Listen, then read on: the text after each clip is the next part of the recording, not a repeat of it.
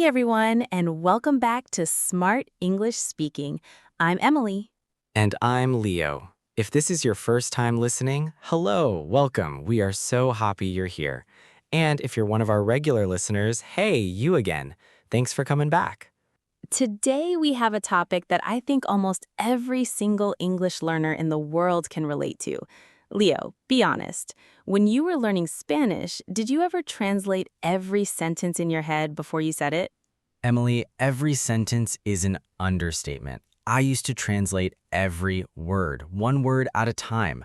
Someone would ask me a simple question like, how are you? And in my brain, there was this whole committee meeting happening, translating, checking grammar, translating back. And by the time I answered, the other person had already asked a second question. That is exactly what we're talking about today. This episode is called How to Stop Translating and Start Thinking in English. And trust me, if you've ever frozen in a conversation because your brain was too busy translating, this episode is for you. So grab your coffee, your tea, your morning walk, whatever you're doing right now, and let's get into it. Okay, Leo, let's start with the basics. Why do we do this? Why does almost every beginner and intermediate learner translate in their head? Honestly, because it feels safe. When you learn a new language, your brain already has a full system, your native language, sitting right there, ready to use. So instead of building a brand new system from scratch, your brain says, why not just borrow the old one? Right, and that makes sense at the beginning. If someone says apple, your brain connects it to the word in your own language, and that's actually a normal part of learning vocabulary. Exactly. The problem isn't translation itself. Translation is a tool, and tools are useful. The problem is when translation becomes your only strategy, especially for entire sentences. That's when things get slow, exhausting, and honestly stressful. Can you describe what that feels like, Leo, for someone who's never experienced it? Sure. Imagine someone asks you, what did you do this weekend? If you're translating, your brain goes through steps like this. First, you hear the question in English. Second, you translate it into your native language in your head. Third, you think of the answer in your native language. Fourth, you translate your answer back into English. Fifth, you check the grammar. And sixth, finally, you speak. That's 6 steps for one simple question. 6 steps. And a native speaker does this in less than 1 second with 0 of those steps. They just think and the words come out. So today, our goal is to help you shorten that process. Not eliminate translation completely and immediately, that's not realistic, but to slowly train your brain to skip steps until one day you're not translating at all. You're just thinking directly in English. And I promise you, that day comes faster than you think if you practice the right way. Let's talk about why translating in your head actually holds learners back. I want to give 4 specific problems. Problem number 1, speed. When you translate, there's always a delay. Conversations move fast, especially casual ones between friends.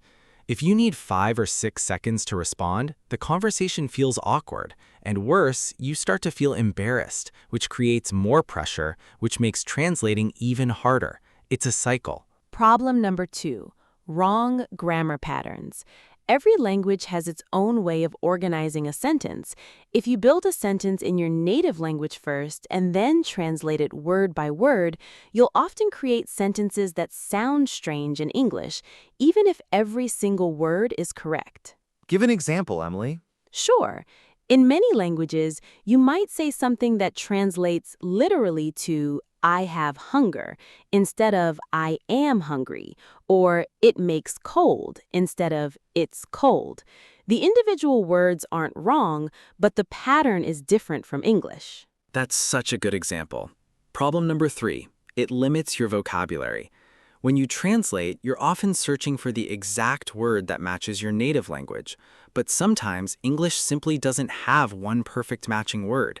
It has a phrase, an idiom, or a completely different way of expressing the same idea.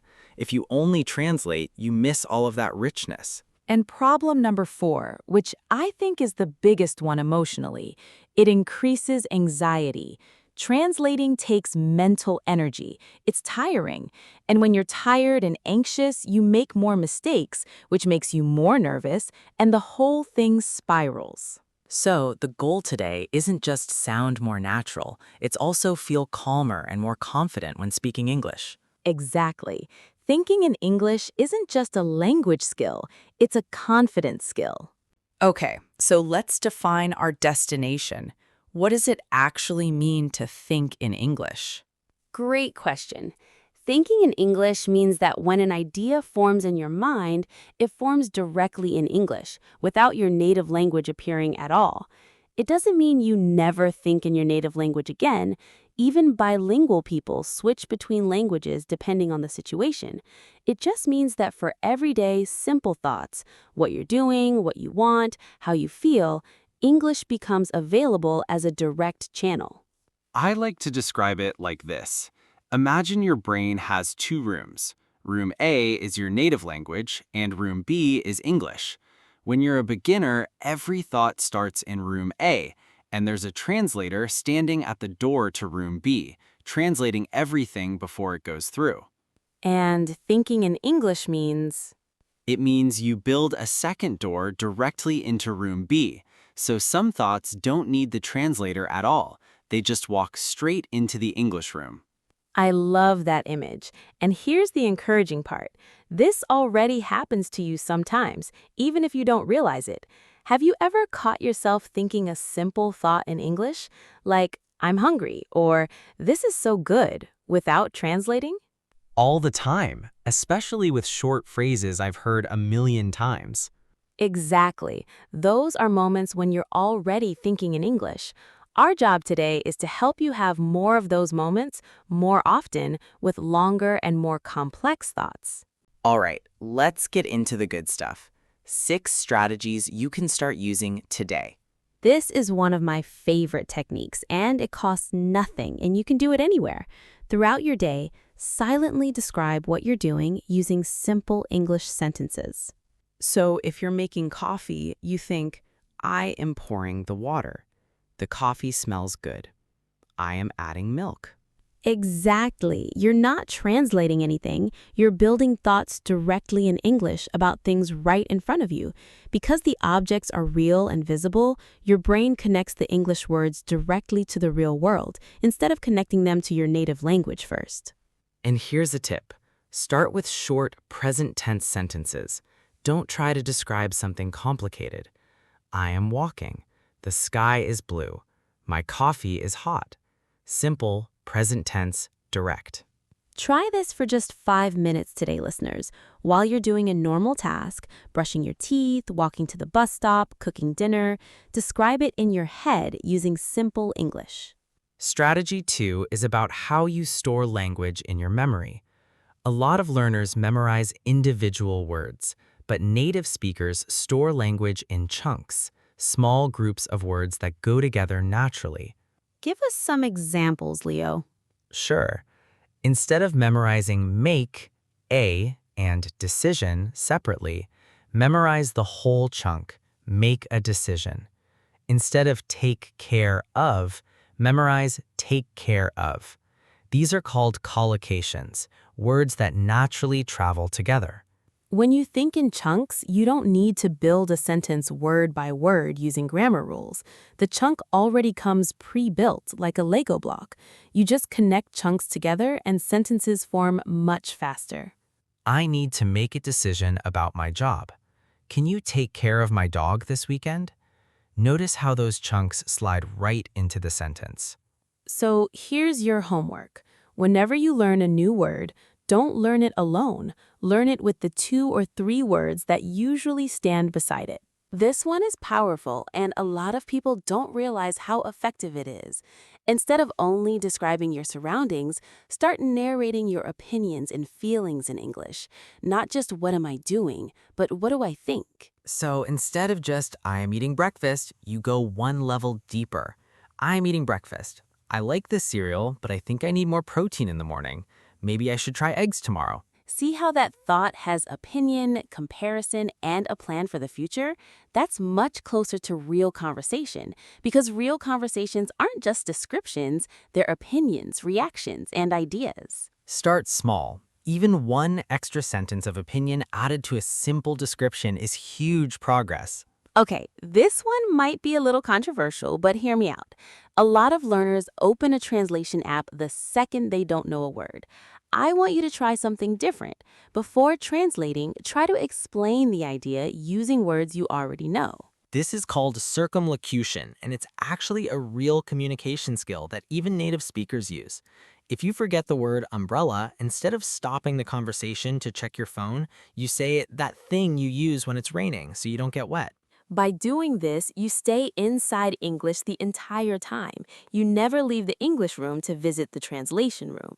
And this trains your brain to solve problems using the English you already have, which is exactly what fluent thinking requires. Of course, dictionaries are wonderful tools. Use them after the conversation to learn the word you were missing.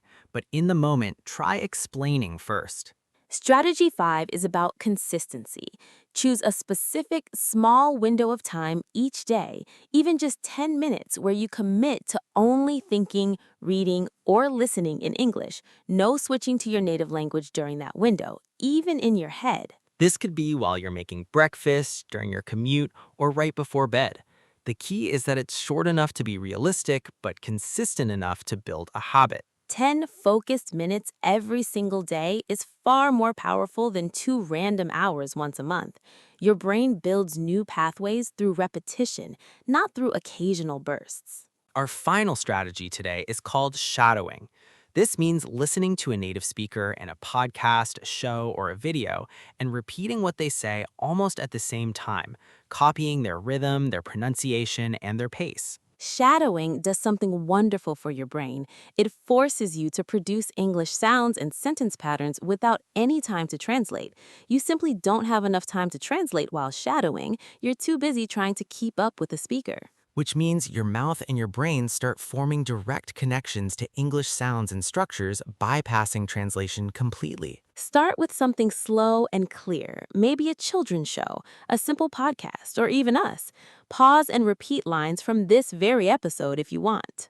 Time for our vocabulary spotlight segment. We picked 5 words and phrases from today's episode that are useful for daily conversation. Word number 1, overwhelmed.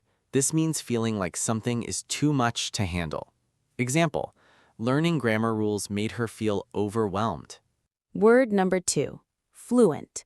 This means being able to speak smoothly and naturally, without much effort. Example, after 2 years in Canada, he became fluent in English. Word number 3, the phrase get the hang of it. This means to learn how to do something after practicing. Thinking in English felt strange at first, but I'm slowly getting the hang of it. Word number 4, awkward. This describes an uncomfortable or embarrassing moment, especially in conversation. Example, there was an awkward silence when he forgot the word for umbrella. And word number 5, confidence. The feeling of trust in your own ability. Example, speaking a little every day builds real confidence over time. Try using at least one of these 5 words today, in a sentence, in a message to a friend, or even just in your head as part of your inner monologue practice. Now let's move to Pronunciation Corner, where we slow down and focus on sound. Today's focus is the TH sound, since it appears constantly in this topic. Words like think, thought, and the. Here's the trick. Put your tongue lightly between your top and bottom teeth and blow air out gently while making a soft sound. It's not a T sound, and it's not an S sound. It's completely its own sound. Let's practice together, listeners. Repeat after us, slowly. Think, thought, the, this, that. One more time, a little faster. I think that this is the right way to practice. Beautiful. Pause the episode right now and say that sentence 3 times out loud. Yes, right now. We'll wait. We really will wait. Take your time. Pronunciation isn't about being perfect immediately. It's about repetition and awareness. Every time you notice your tongue placement, you're building muscle memory for English sounds. Every episode, we love sharing a small story to bring the lesson to life. Today's story is about a learner we'll call Maria. Maria moved to London for work. In her first few months, every conversation felt exhausting. Her coworkers would ask simple questions during lunch like, "How was your weekend?" And Maria would freeze for a few seconds, translating in her head, before answering in a sentence that felt stiff and unnatural. She started feeling anxious before meetings, worried she would take too long to respond or say something incorrectly. Some days she avoided conversations altogether just to escape that stress. One evening, a coworker suggested she try describing her day in English before falling asleep. Just a simple habit, 5 minutes, describing what happened using basic sentences. Maria was skeptical, but she tried it. At first, it felt strange and slow, but after 2 weeks, something shifted. She noticed that during lunch, when someone asked about her weekend, an answer appeared in English almost immediately, without the translation delay. She started adding the inner monologue practice too, thinking not just about what happened, but what she thought about it. The meeting was long, but I learned something useful. Small opinions, small comparisons. 3 months later, Maria realized during a team lunch that she had spoken for almost 10 minutes about her weekend trip, laughing and joking with her coworkers without once feeling that translation delay. She hadn't even noticed the shift happening. It just happened, gradually through small, consistent practice. That's the beautiful thing about thinking in a new language. The change is often invisible while it's happening, and only obvious when you look back. So if you're in the middle of that struggle right now, feeling like nothing is changing, trust the process. Change is happening under the surface, even when you can't see it yet. All right, it's time for our practice challenge of the day. We want you to actually use what we talked about, not just listen passively. Challenge number 1. For the next 10 minutes after this episode ends, describe everything you do in simple English sentences, silently in your head. Walking, eating, checking your phone, everything. Challenge number 2. The next time you don't know a word in conversation, try explaining the idea instead of translating or checking your phone immediately. And challenge number 3. Say this sentence out loud, right now, 3 times, focusing on your th sound. I think that thinking in English takes practice. Say it with us. I think that thinking in English takes practice. One more time. I think that thinking in English takes practice. Perfect. If you did that out loud, even quietly, you just took a real step forward today. Seriously, that matters more than you think. Before we wrap up, let's talk about mindset, because honestly, this might be the most important part of the entire episode. A lot of learners believe that thinking in English means never making mistakes. That's not true at all. In fact, when you start thinking directly in English instead of translating, you might actually make more small grammar mistakes at first. Why is that, Leo? Because when you translate carefully, you have time to check grammar rules. But when you think and speak directly, you're prioritizing speed and natural flow over perfect accuracy. And that trade-off is actually good, because fluency comes first, and accuracy improves naturally with more practice and exposure. Think about how children learn their first language. They speak constantly with plenty of small mistakes long before they understand any grammar rule. The mistakes don't stop them from communicating. They're simply part of the natural learning path. So here's our advice. Give yourself permission to be imperfect. A sentence with a small grammar mistake that comes out naturally and quickly is far more useful in real conversation than a perfect sentence that takes 15 seconds to construct. Real fluency isn't about perfection. It's about connection. It's about being able to share your ideas, your humor, your opinions, and your personality with another person in real time. And every single strategy we shared today is designed to help you do exactly that, a little faster, a little more naturally, every single day. Let's do a quick recap before we say goodbye. We talked about why we translate in our heads and how that habit, while natural at first, can slow us down, create unnatural sentence patterns, limit our vocabulary, and increase anxiety.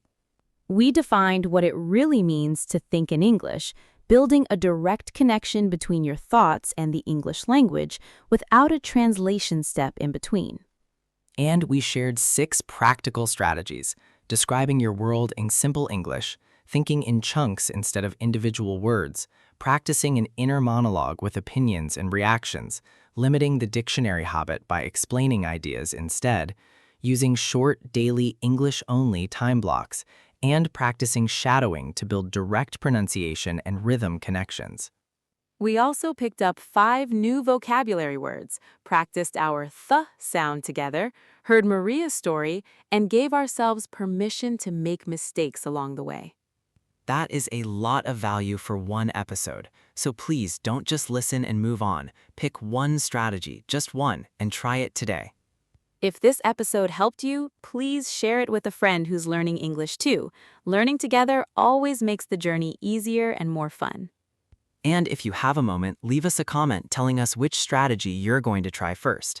We read every single comment and we genuinely love hearing from you. Thank you so much for spending this time with us today. Remember, every small step counts, and you are already doing better than you think. This has been Smart English Speaking. I'm Leo. And I'm Emily. See you in the next episode. Keep thinking, keep practicing, and we'll talk again very soon.